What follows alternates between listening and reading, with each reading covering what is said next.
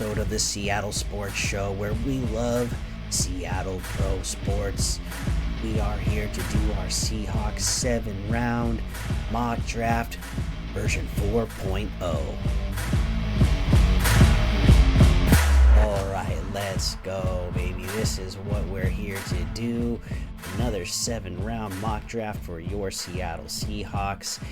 And we know what the deal is already with these, so let's get this thing started. I'm going to try to do something different than we've done in the past so that we can keep testing these things out. Still going on in the mindset of these that I'm not going to do trades yet. Okay? We're gonna mix them in here and there with the trades, but this one was still going with no trades. Okay, we've done one where we went with Ray Zabel. We went one where we went with Kenneth Grant.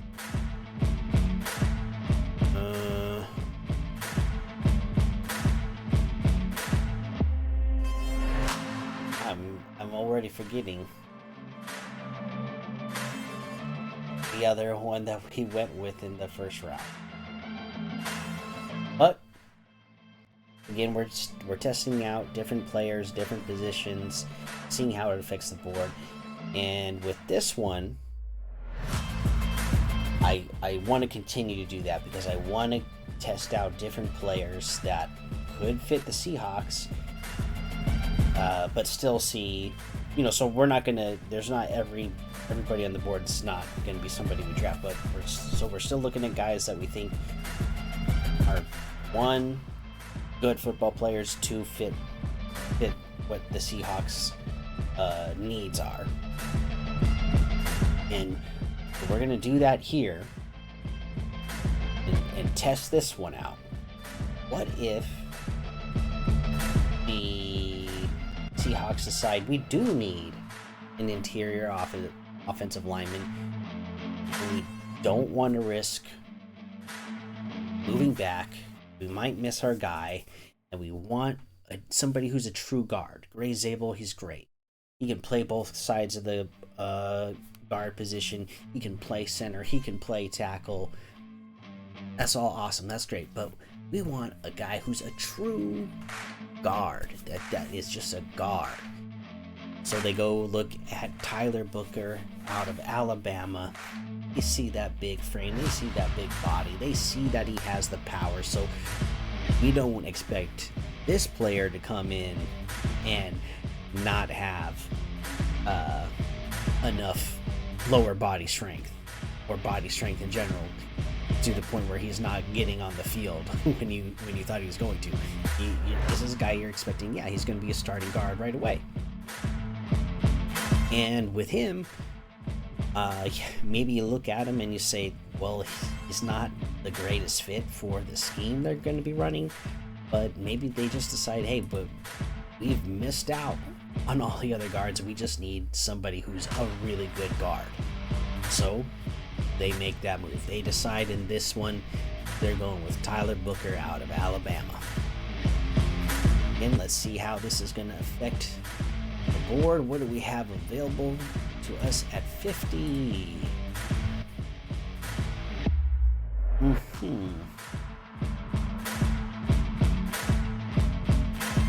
Okay.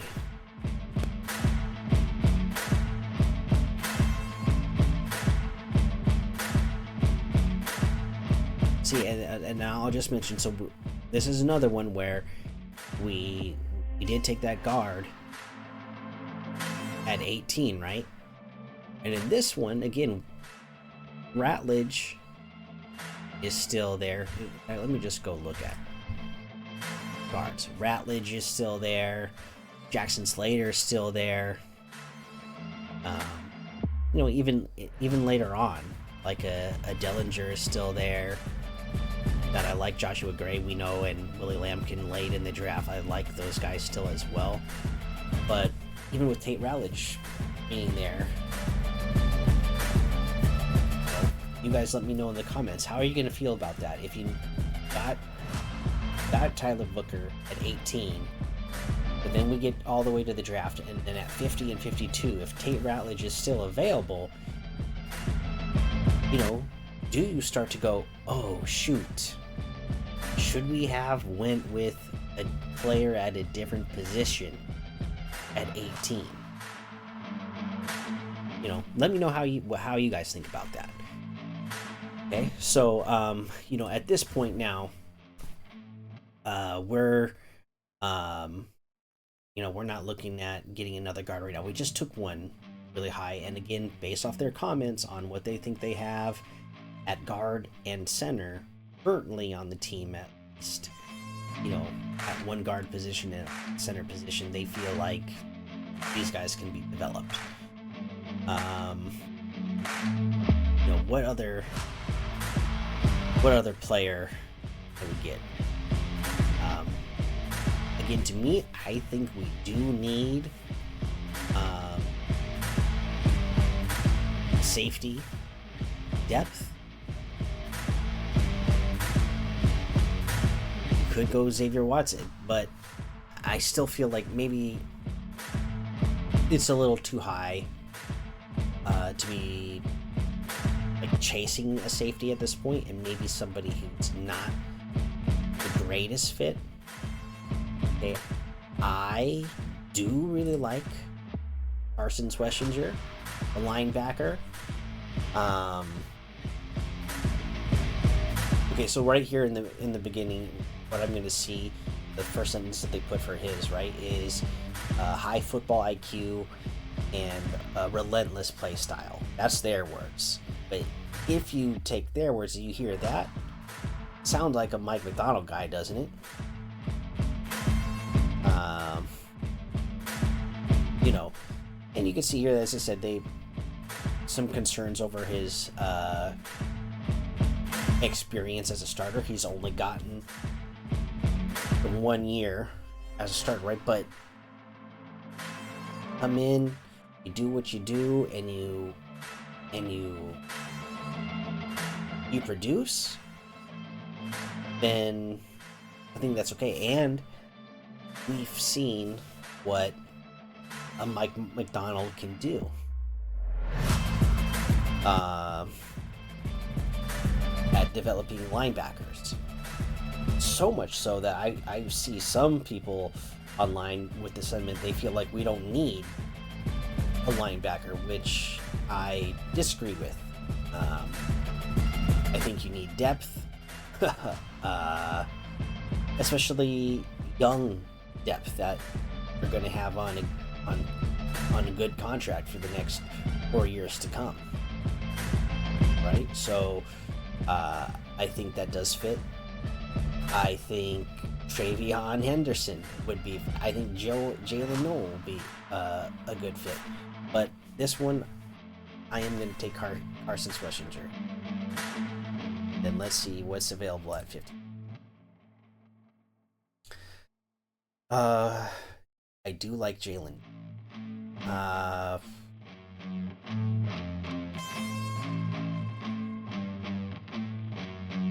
And I still don't feel like it's at this point in the draft. It's still too much. It's just not a priority to really be going after it at this point.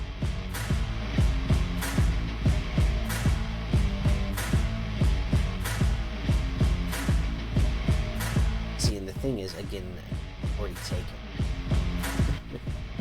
We've already taken, but Ratledge is still there. Even after 50, he's still at 52. Still not taken.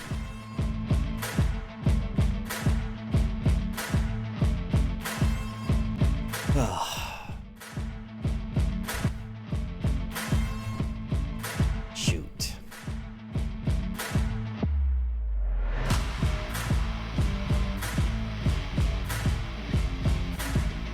And again, this just makes it tough. So I'm definitely not going to take another guard at this point. But could they do it? I could see them doing it, but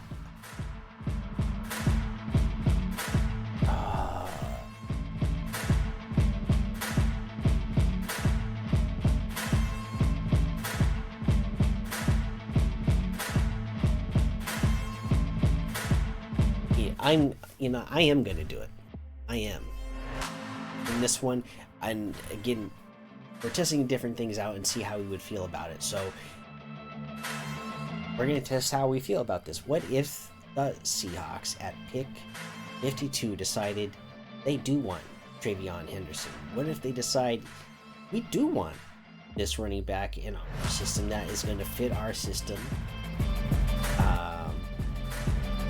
for insurance in case K9 gets hurt again, or if he just has another lackluster year where his potential isn't like fully realized, so we decide it's not going to be worth keeping him around after his rookie contract, so we're going to let him go. What if they decide, yes, we want to have Travion Henderson on the roster to compete for that starting job and potentially, taking over that role like sooner rather than later? Let's test that out. Let's see how that affects the rest of everything else. And does that make it even more upset if it affects it in a real negative way? How negative is it going to get?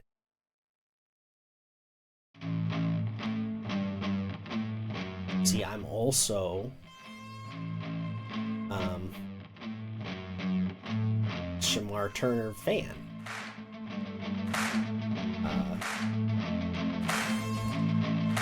I still just, with Shamar Turner, I guess my question is he the right fit?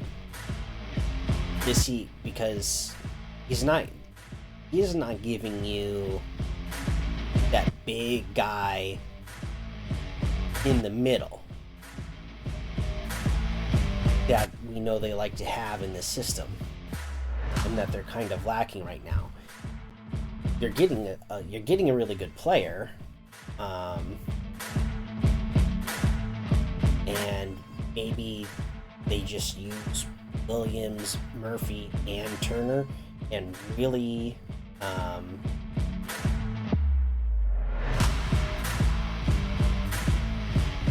line them up all over and try to confuse offenses that way.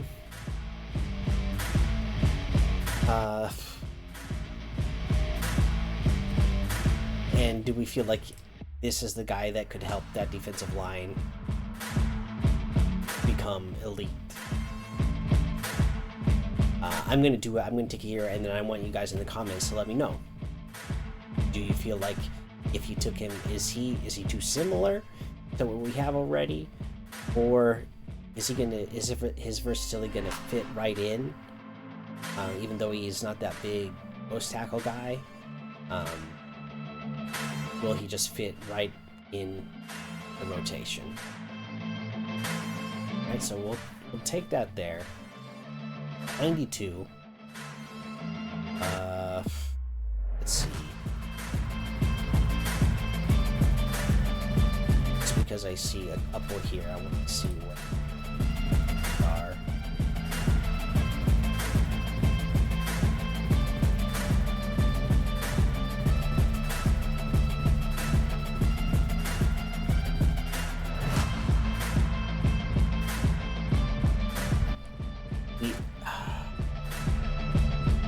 See, at this point too, I would like the tight end. We've already taken Deion Walker in the past, and we just took a defensive tackle. So again, we're testing this one out to see if we took a different tackle, how would you feel about it? And then in this spot now, to me, what makes sense? It would be, because I still think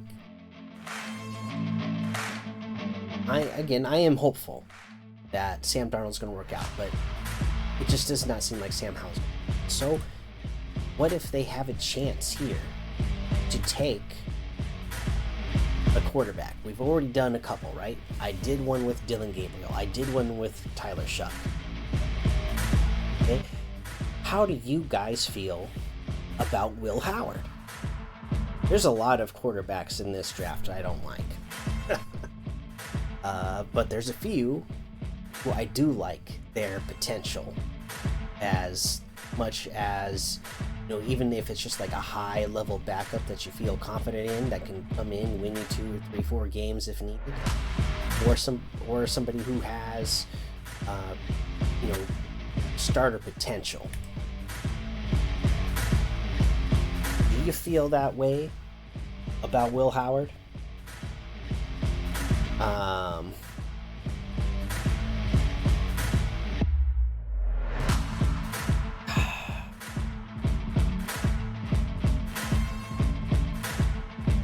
It's something that's very debatable to me. Where with Will Howard, again, just won a national championship, right? And he's quarterback.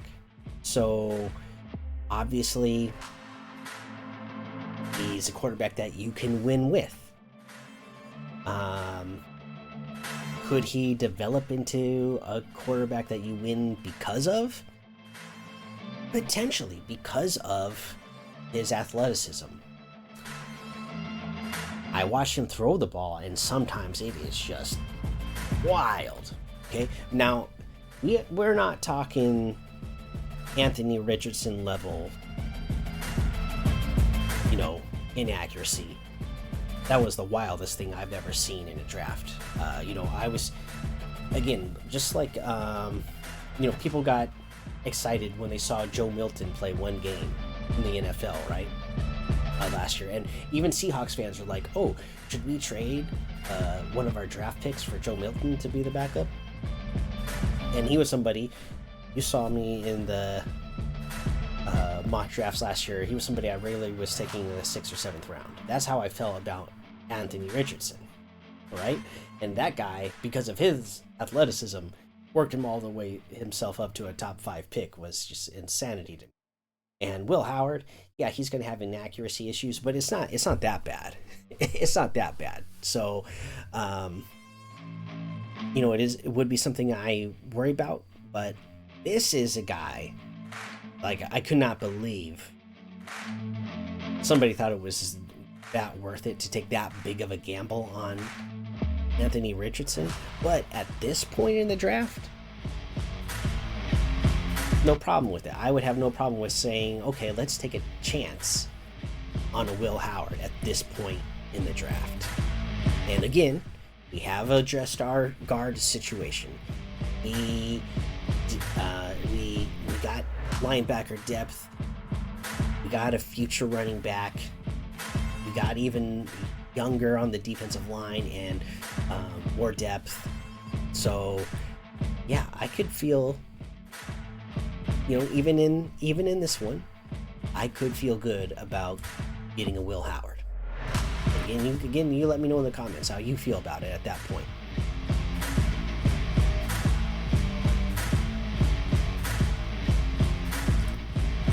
And okay, we're at pick 137 here. A few good choices.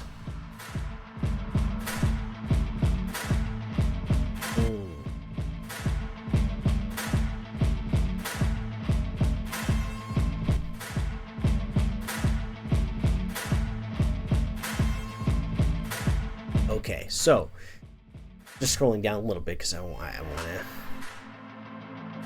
really take a good look around. Our next pick is until 172.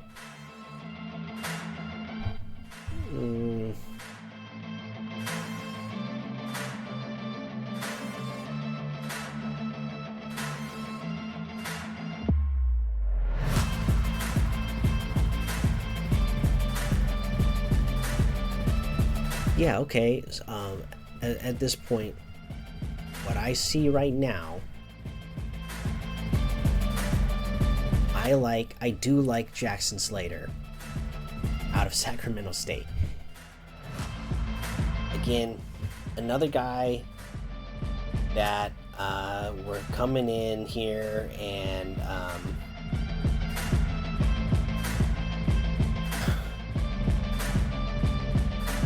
I think he is somebody, based on what we've got, and out of the guys that we currently have on the roster, he's going to come in and he's going to be pushing for, for a starting job. So if you can get a guy like that at pick 137 here, you do it. And this is a guy that I feel like you look at him more so than Booker than we got before, who's just a all-around good guard. This is a guy that you say, okay, this is a guard that really fits the scheme, the system that Kubiak is running, right? So you feel good about that. Okay, and now at 172. Oh, even my guy Joshua Gray went. I'm trying to look to see.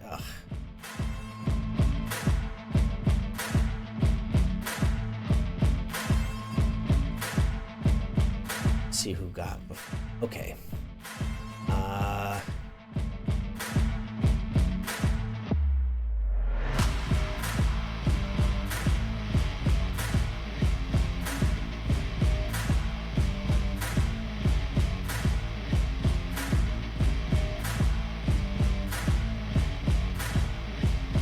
Let's see, and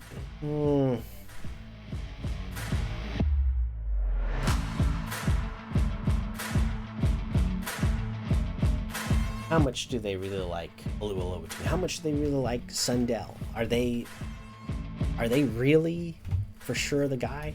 I mean, this will be our third offensive lineman, but I think with the issues that we have at on the offensive line, especially interior, I don't think anybody's going to be mad about it, right? I still think, at this spot, let's take Jonah Monheim, right? Let's still take him here. And then at pick 175, he went in between us here. Okay, so I have not taken, no, I have not. Again, this is a guy that I really like him. I like the size, I like the speed, I like the versatility. I like Nick Nash. Again, and I like these guys. I like a Nick Nash, a guy who started out as QB and has high football IQ and has really learned to be, and he's used that to become like a really good receiver. And because he played quarterback, he knows how to position himself for the quarterback, right? Yeah, I really like him. He's somebody I would like Seahawks to draft, so I'm gonna go that way here.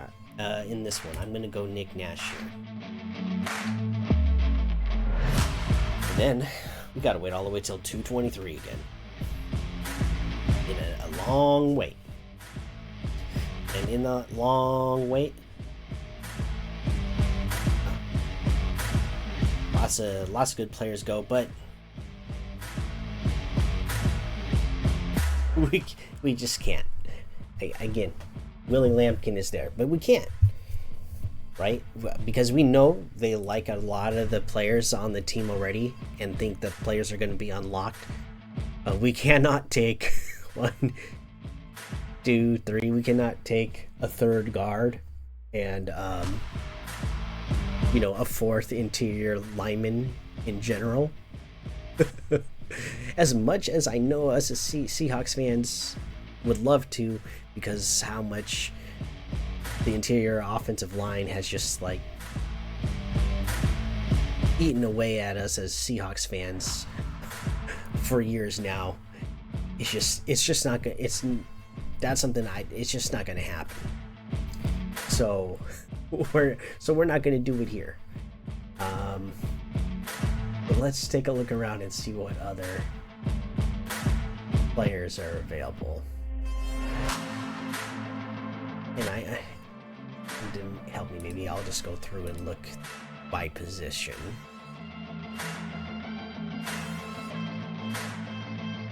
Let's see who's there.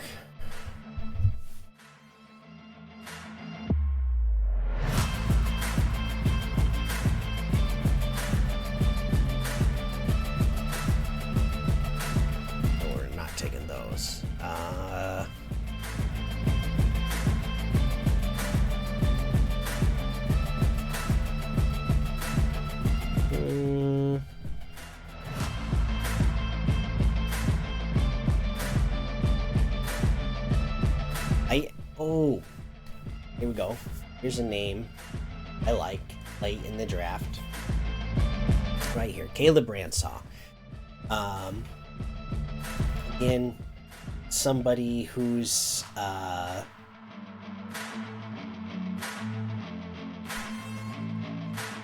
you can really you can have him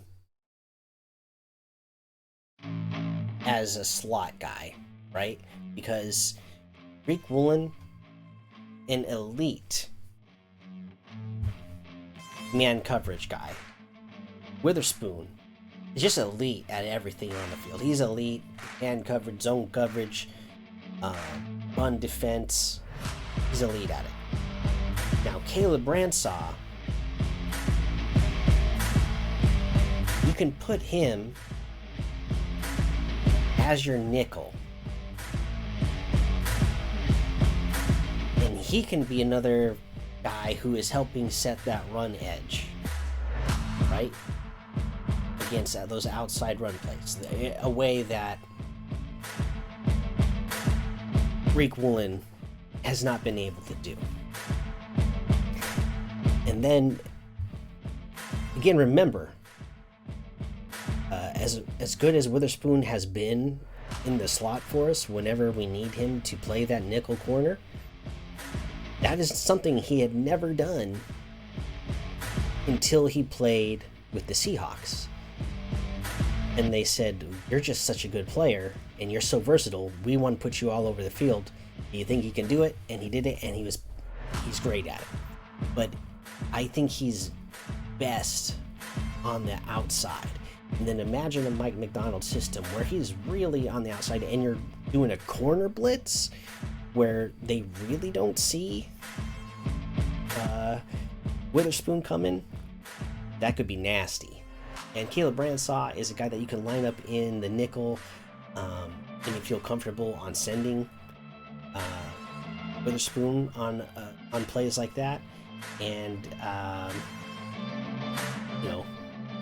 you feel comfortable with him helping out in the run, lining up, being that versatile guy that lines up. Again, maybe you want to mix it up. You can put him in nickel, you can put him out on the outside, you can put him in safety. I think he'd be really good developing this system.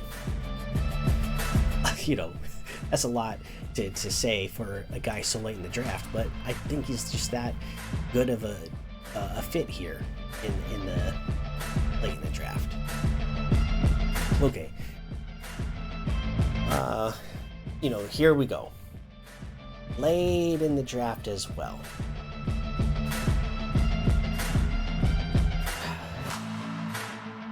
Here's a guy that you're not getting for his run blocking ability, his pass blocking ability. But what if you take a Jalen Conyers from Texas Tech, tight end, and it tries to say here that he's a better blocker than given credit for. Let's just ignore that last sentence there, because that's just not going to be his focus or what he's good at right away, right? What if you can get a 6'3", 260 guy who can catch the ball?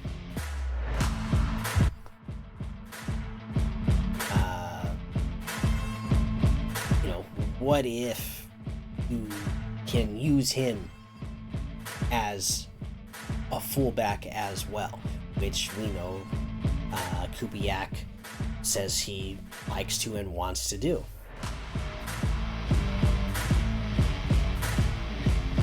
I say, why not? Let's do it. We're already at our last pick in the draft, so it's worth a shot. So yeah, there we go. Let's take a look at the results in the end here. Tyler Booker, true guard, guy that you know is going to be good at the guard position. You know he's going to be able to pass block. Is he going to be the best scheme fit for what you want to do in running game? Potentially he's not the best fit, but I don't see why you would feel like, oh well, he just can't do it. You have to feel like that he can, be adequate at it. So again, what he can give you in the pass blocking, which we just have not had in years, then yeah, I like it. Carson Schwessinger, yeah, again, maybe not the most experience, but productive and looks good. And maybe you get him in Mike McDonald's hands. You're looking at somebody who develops and is really great in your system. Travion Henderson, should go without saying, automatic fit for your system, right? Offensively, and just a really good running back because it's really deep this year. So, with K9 missing 16 games in the last couple of years, not being the most productive consistently when he is given a chance, with some people questioning if Charbonnet is going to be a fit for this system or if he's going to be the best fit for this system. Just go get the guy that is, and have him on your team, or for competition for that starting job, for somebody taking over in future years. Gotta have him. Jamar Turner,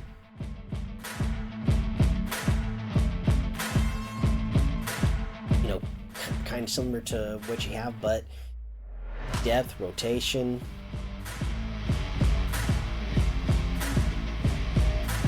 Here's the one that I'm really interested in. How do you feel about Will Howard? 3rd round. End of the 3rd round. How do you feel? How do you feel with a Will Howard at the end of the 3rd round? Do you think that is a good pick? Is the potential high enough for you to feel like a 3rd round pick is worth on Will Howard?